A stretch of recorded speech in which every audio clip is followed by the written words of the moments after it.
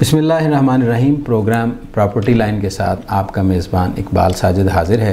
नाजरीन, आज मेरे साथ शरीक गुफ्तगू हैं साइन प्रॉपर्टी के CEO चौधरी वकास साहब। मैं उनको प्रोग्राम में खुश आमदीद कहता हूँ। जनाब वकास साहब, क्या हाल है? बहुत शुक्रिया सर, अल्हम्दुलिल्लाह। आप ठीक हैं? अल्हम्दुलिल्लाह ठीक ठाक। वकास साहब, आप ये बताइएगा कि प्रॉपर्टी और इकानमी मुल्क की मईशत में आपस में इनका जो गठजोड़ है, इसको आप किस सिनेरियो में देखते हैं? बिल्कुल सर, आजकल के दौर के अंदर जब हमारी इकोनॉमी शिफ्ट हो रही है towards industrialization, towards development sector, तो इसके अंदर जो है एक प्रॉपर्टी डेवलपमेंट का और प्रॉपर्टी मैनेजमेंट का ये बहुत बड़ा रोल है। इसका ये बहुत बड़ा किरदार अदा कर रही है। किसी भी जो नेशन है या जो इकोनॉमी है, उसका जो तरक्की का मेयार है वो इसी के तराजू के अंदर ही देखते हैं कि कौन सा मुल्क कितना डेवलप हो रहा है, कितनी उसके अंदर कंस्ट्रक्शन हो रही है, डेवलपमेंट हो रही है। मतलब ये डायरेक्टली प्रोपोर्शनल है? बिल्कुल, उसके डायरेक्टली प्रोपोर्शनल है। जितनी इकोनॉमी बेहतर होगी, जितना इंफ्रास्ट्रक्चर बेहतर होगा, उतनी हमारी यानी कि जो प्रॉपर्टी डेवलपमेंट है उतनी बेहतर होगी और उतने ही ज़्यादा रोज़गार के जो मौके हैं वो पैदा होंगे। और ये डायरेक्टली लिंक करता है लोगों के जो है लाइवलीहुड है उसको इंक्रीज़ करने में और उसको बेहतर करने के अंदर ये एक सबसे बड़ा रोल प्ले करता है। इसके साथ साथ जो दूसरी इंडस्ट्रीज़ हैं वो भी रोल प्ले करती हैं, लेकिन फ़िज़िकल डेवलपमेंट के अंदर सबसे ज़्यादा रोल अगर प्ले कर रही है तो इस वक्त वो प्रॉपर्टी डेवलपमेंट है या इंफ्रास्ट्रक्चर डेवलपमेंट है।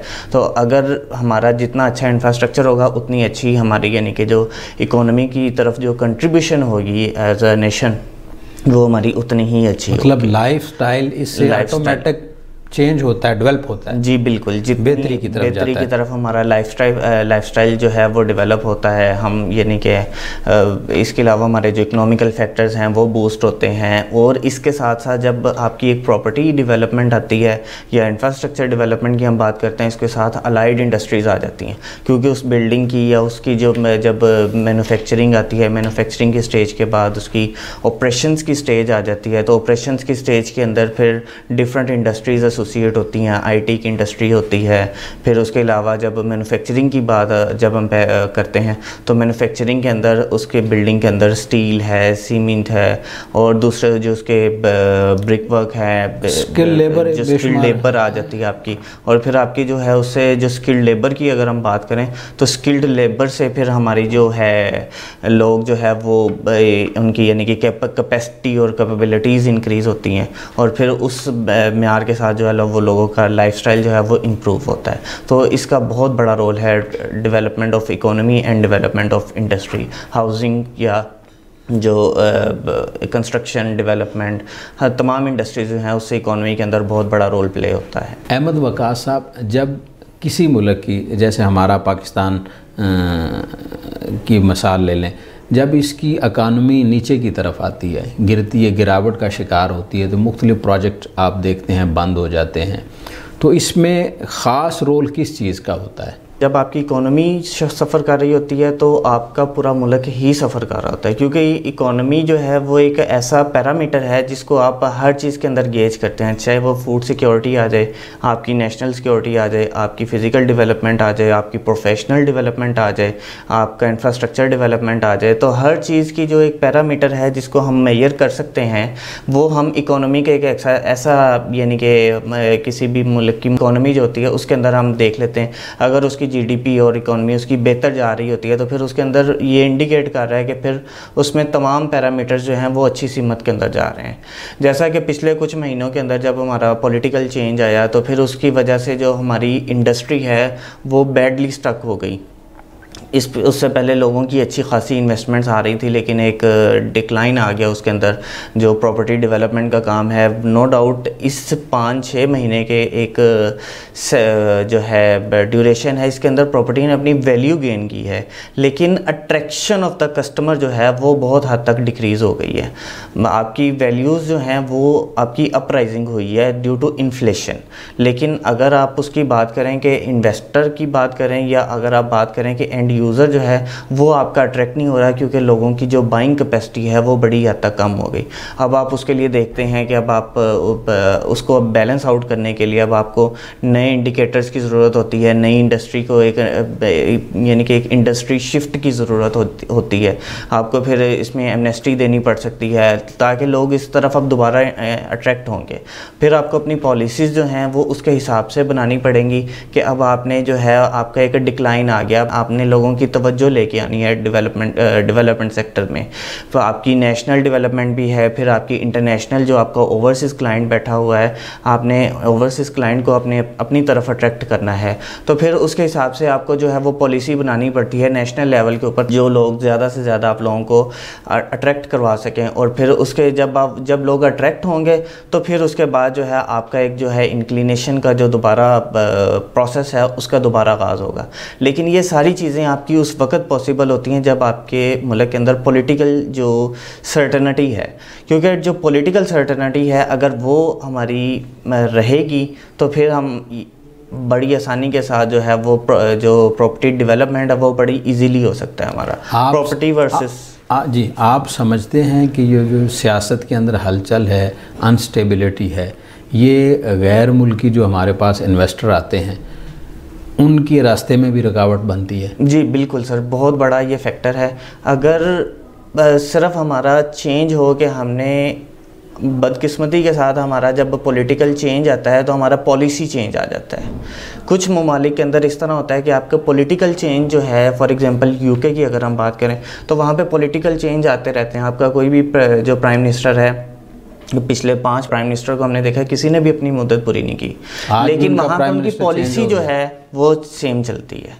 आज उनका प्राइम मिनिस्टर फिर चेंज हो गया उनका, तो नया प्राइम मिनिस्टर आ रहा है, नो डाउट जो भी आ रहा है, लेकिन उनकी एक पॉलिसी के अंदर जो है वो एक कंटिन्यूटी है।